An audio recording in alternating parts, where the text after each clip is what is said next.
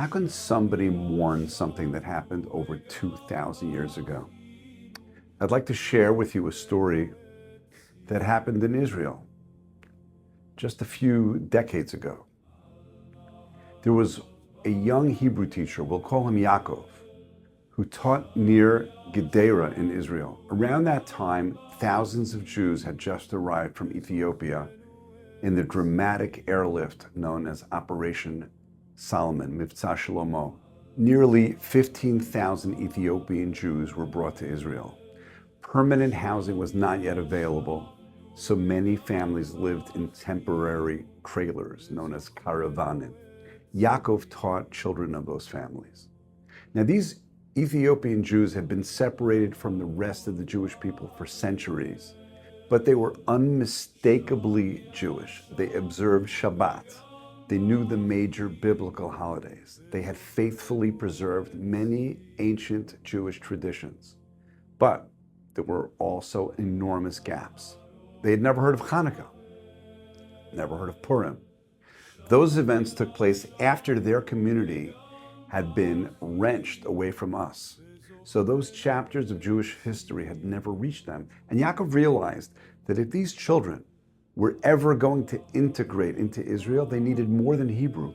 They needed to understand the Jewish life that had developed while their community was separated from the rest of the Jewish world. So he made it his mission to help fill in those missing pieces. One day, on Rosh Chodesh Nisan, the first of the Hebrew month of Nisan, he began teaching about Pesach, Passover. He tells the class, Passover is one of the three pilgrimage festivals. In ancient times, the Jewish people would travel to Yerushalayim, to Jerusalem, and celebrate at the Holy Temple, the Beit HaMikdash. But before he could continue, one of the students jumps up and says, "Teacher, were you ever in the temple, in the Beit HaMikdash?" Yaakov smiled and said, no, that was a very, very long time ago. But the boy didn't stop there. "I know it was a long time ago," he said, "but were you ever there?" Now Yaakov's getting a little confused. He tried to explain more carefully. "Lo, זה היה מזמן, לפני הרבה שנים." It was many, many years ago. A long, long time ago. And now more students are joining in. "Well, when you did go many, many, many years ago, what was it like? How did it look? Were your parents there?" Finally, Yaakov stops the discussion and says, "Tishma'u, listen carefully. En Beit HaMikdash. There is no Beit HaMikdash. There is no temple. It was destroyed almost 2,000 years ago. I was never there. My father was never there. My grandfather was never there." The room fell silent. The children looked nauseous, and they began speaking rapidly in Amharic to each other, trying to explain what they had just heard to one another. The bell rang.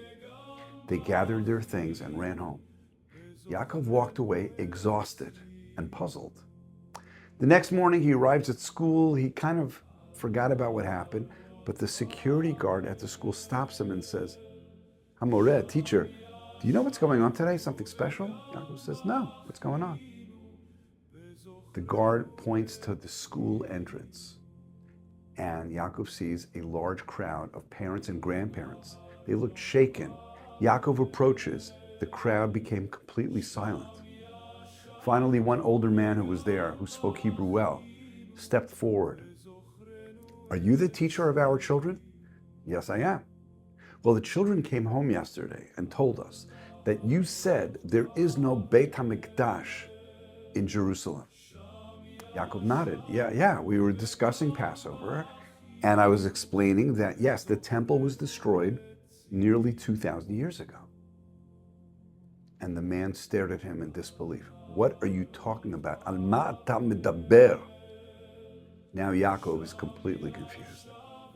"Like amarti lahem, sheBeit HaMikdash necharav." I just told them that the Beit HaMikdash was destroyed. The older man translated what Yaakov said into Amharic for the crowd, and they erupted. That other man quieted the crowd and turned back. "Ata batuach? Are you certain?" "Of course I'm certain." And then they understood. One woman fainted on the spot. Another let out a cry that pierced the air. A man on the side simply collapsed. Others fell to the ground, weeping uncontrollably, as though they had just lost their best friend. The children stood nearby, watching their parents with confusion. And Yaakov, the teacher, stood frozen.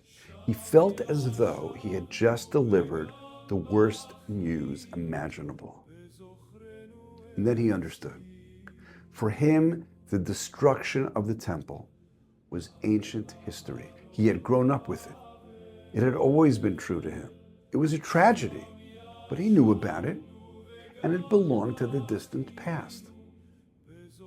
For them, it was different because for centuries they had been cut off from the rest of the Jewish people. They knew there was a Jerusalem. They knew there was a holy temple. They believed that one day they would return to the land of Israel and attend services at the temple. But nobody had ever told them what had happened. And when they finally reached Israel, they believed they were not coming home just to their people, but also to the Beit HaMikdash. And in one classroom lesson, they learned that it had been destroyed. And in one classroom lesson, they learned that the Beit HaMikdash had been destroyed nearly 2,000 years earlier. So they weren't just crying because the Beit HaMikdash had been destroyed 2,000 years ago. They were crying because for them, it had just happened. On Tisha B'Av, we try just for one day each year to feel the same way, to feel that loss, to feel that things are not normal without the Beit HaMikdash. May it be rebuilt soon, speedily in our days.